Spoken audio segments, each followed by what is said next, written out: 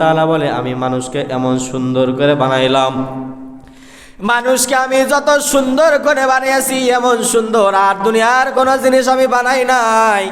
ও মুসলমান ভাইরা আমার, আমরা কেউ একটু সাদা চামড়া, কেউ একটু ধলা চামড়া, কেউ একটু কালো চামড়া, এইটা নিয়ে অনেকে অহংকার করি, এটা নিয়ে অনেকেই আমরা বুক ফুলিয়ে চলি যে তোর থেকে আমার চামড়া সুন্দর, তোর থেকে আমার চেহারার গঠন সুন্দর, তোর থেকে আমার দেখতে ভালো, তোর থেকে আমার ভ্রু দুইটা সুন্দর, তোর থেকে আমার চোখ দুইটা সুন্দর, তোর থেকে আমার মাথার চুল বেশি, তোর থেকে তোর চুলের থেকে আমার চুলের কালার ভালো, এটা নিয়ে আমরা অহংকার করি।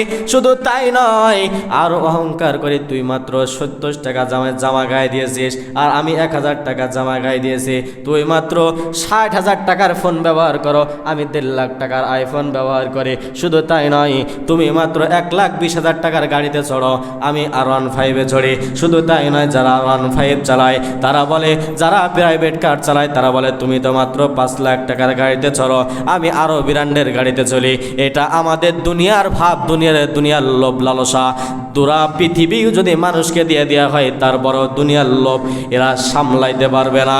যার 1 বিঘা জমি আছে মাঠে, সে চিন্তা করে আমার আরো 1 বিঘা জমি হইলে ভালো হতো। যার একটা গাড়ি আছে সে চিন্তা করে আমার আর একটা গাড়ি বানাইলে আরো ভালো হতো।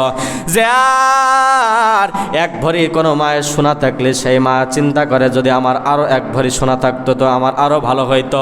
যার একটা বাড়িও নাই সে চিন্তা করে আমার যদি মাথা ঠাই দেওয়ার মতো একটা বাড়ি হতো তাহলে কত ভালো হতো। আর যার 5 তলা বাড়ি আছে সে চিন্তা করে আমি যদি নিচেই কলমটা আরো মজবুত করতাম তাহলে এই 5 তলার জায়গায় আরো 7 তলা আমি বাড়াইতে পারতাম। ঠিক কিনা কথা বলেন? সম্মানিত ভাইরা আমার, এজন্য এটাই আমি আপনাদের বুঝাইতে চাই, দুনিয়ার লোভ কাউরে থাকতে দেয় না। দুনিয়ার পিছনে দৌড়াবেন, দুনিয়া কখনো ধরতে পারবেন না। সামান্য একটা উদাহরণ দিলে আপনারা বুঝতে পারবেন। একজন মানুষ একটা সুন্দরী, এই সুন্দরী কাউকে বিবাহ করতে চায় না। কি বললাম? মনে করেন আপনাদের এই পিরোজপুর গ্রামে একটা সুন্দরী মেয়ে আছে, এই সুন্দরীর জন্য সব যুবকেরা পাগল, কিন্তু এই সুন্দরী কখনো কাউকে পাত্তাই দেয় না। এখনকার যুগে তো এটা মেনে নেওয়া যায় না। জাস্ট এটা কিতাবওয়ালা লিখেছে, তাই কিতাবের কথা আমি আপনাদের কাছে উদাহরণ দিয়ে বুঝাইতেছি। এক সুন্দরী, সবাই এই সুন্দরীর জন্য পাগল, কিন্তু এই সুন্দরী কাউকে পাত্তাই দেয় না। এমন সময় আইছে, এই সুন্দরী যেমন দেখবেন মাঠে রাখালরা গরু চড়ায় না, গরু নিয়ে মাঠে রাখালরা গরু চড়ায় বেড়ায়। তো এখন একদিন এই সুন্দরী কি করছে, মাঠে এই রাখাল রে যে কয়, ও রাখাল, আমি তোমারে বিয়ে করব, তুমি যদি থাকো রাজি তো এখনই ডাকবো কাজী। রাখাল মনে মনে খুশিতে বাকুম পায়রা, ও সুন্দরী, এখন আর দেরি নয়, আমি গরুর রাখাল ছিলাম কিন্তু এখন আমি একটা সুন্দরীর মালিক। ও রাখাল তাড়াতাড়ি কাজীর দরবারে যায়। কাজেও চালাক মানুষ, বলে না মেয়ে না দেখলে বিবাহ পড়াই দিব না, মেয়ে দেখাতে হবে। ও রাখাল, মেয়ে আনো, তারপরে আমি তোমার বিবাহ পড়াবো। কাজী ডাক দে বলে, ও সুন্দরী, এই রাখালের তো কোনো কিছুই নাই, ধন সম্পত্তি নাই, চেহারাও সুন্দর না, ও তো একটা রাখাল, গরু চড়াই বেড়ায়। ও সুন্দরী, তুমি কেন রাখাল রে বিয়ে করবা? তুমি তো বিয়ে করবা আমি কাজীকে। বুঝেন, একটু কথাটা একটু আগে টানলাম, উদাহরণ দেওয়ার জন্য আমি আপনাদের কাছে এই ঘটনাটা টানলাম। কাজী ডেকে বলে, ও রাখাল, তুমি কেন এই রাখাল রে বিয়ে করবা?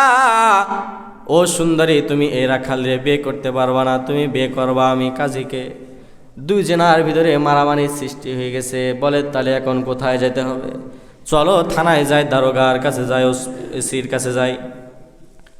ওসির কাছে যা বলে, ও ওসি সাহেব, আমাদের একটা গন্ডগোল হয়েছে, এটা আমাদেরকে মিটগুট করে দেন। বলে কি? বলে একটা মেয়ে আছে, এই মেয়েটা এ রাখাল রে বিয়ে করতে চাই, তো ও আমার দরবারে আনছে। আমি বলেছি না, রাখাল রে বিয়ে করতে পারবে না, আমি কাজীকে বিয়ে করতে হবে। ওসি ডেকে বলে, ও কাজী সাহেব, মেয়ে না দেখলে আমি ও তোমাদের বিচার করে দিব না। বলে ঠিক আছে, মেয়ে তোমার সামনে এনে দিব, বিচার আমাদের সঠিক বিচার করে দাও। মেয়ে আনার পরে সুন্দরী দেখলে তো সবাই পাগল।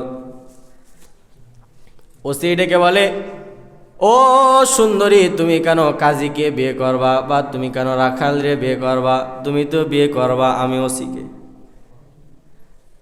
সুন্দরী কাউকে পাত্তা দেয় না, পাত্তা দিল এক রাখালকে। রাখাল বিয়ে করার জন্য কাজীর দরবারে গেল। কাজী বলল, না, তুমি বিয়ে করবা আমি কাজীকে। কাজীর সাথে যখন ফাইট বেঁধে গেল, কাজী চলে গেল ওসির দরবারে, যে বলল, আমাদের বিচার করে দাও।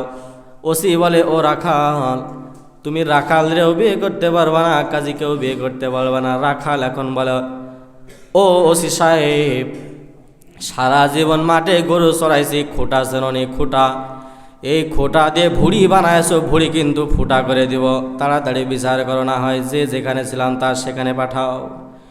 সুন্দরী ডেকে বলে, তোমাদের কারোর বিচার করতে হবে না, বিচার করব আমি সুন্দরী। বলে, কি বিচার? বলে, আমি এখান থেকে একটা দৌড় দেব, যে আমাকে ধরতে পারবা সে আমি সুন্দরীকে বিয়ে করবা। ওসি মনে মনে চিন্তা করে, সারা জীবন চেয়ারের পারে ভুড়ি রেখে সারা জীবন বিচার করলাম, আমার তো দৌড়ানো সম্ভব না, এ মনে হয় কাজেই পাবে। কাজী মনে মনে চিন্তা করে, সারা জীবন মানুষের বিয়ে পড়াইলাম, ঝাড়লাম হাজার হাজার টাকা, এই খেয়ে খেয়ে সারা জীবন দেহ আনালাম, আমার তো দৌড়ানো সম্ভব না, এ মনে হয় রাখালই পাবে। রাখাল মনে মনে চিন্তা করে, কোথায় ওসি আর কোথায় এই কাজী, কেউ পাবে না। সারা জীবন গরুর পিছনে দৌড়াইছি, গরু আমার কাছ থেকে ছুটে গিয়েছে, আর আমি গরু ধরে এনেছি, আমার দৌড়ানো অভ্যাস আছে। রাখাল মনে মনে বাকুম পায়রা বলে, ঠিক আছে, তাহলে আমি দৌড় শুরু করলাম। সুন্দরী দৌড়ানো শুরু করলো। সবাই বলেন তো এখন সবাই কার দিকে দৌড়াইতেছে? জোরে বলেন। সবাই সুন্দরীর দিকে দৌড়ায়। কেউ ডানেও তাকায় না, বাঁয়েও তাকায় না, পিছেও তাকায় না, দেখেও না যে সামনে কোথায় ভাঙা আছে, কোথায় গর্ত আছে। কিন্তু সুন্দরী ডানে তাকায়, বামে তাকায়, সামনে তাকায়, পিছনে তাকায়, দেখে কোথাও খাদ আছে কিনা, কোথাও গর্ত আছে কিনা।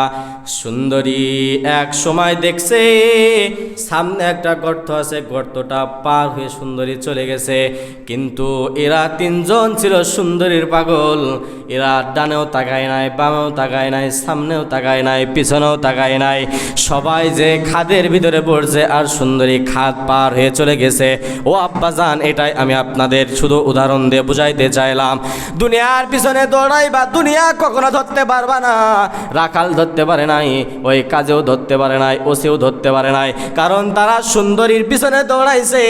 তারা দেখে নাই যে কোথায় ভাঙা আছে, কোথায় খাদ আছে, কোথায় গর্ত আছে, কোথায় ডান কোথায় বাম, তারা দেখে নাই। কিন্তু সুন্দরী ডানে বামে তাকায়া তাকায়া সামনের দিকে গেছে। এই জন্য এই উদাহরণটা টানলাম এই কারণে, ও বাজান, দুনিয়ার দিকে দৌড়াইলে কখনো দুনিয়া ধরা যায় না।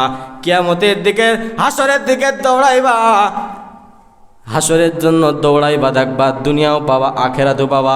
আখেরাতের জন্য যদি প্রস্তুতি নাও, দেখবা দুনিয়া তোমার পেছ পেছ আইতেছে, আর তুমি আখেরাতের দিকে চলে যাইতেছ। বলেন না সুবহানাল্লাহ।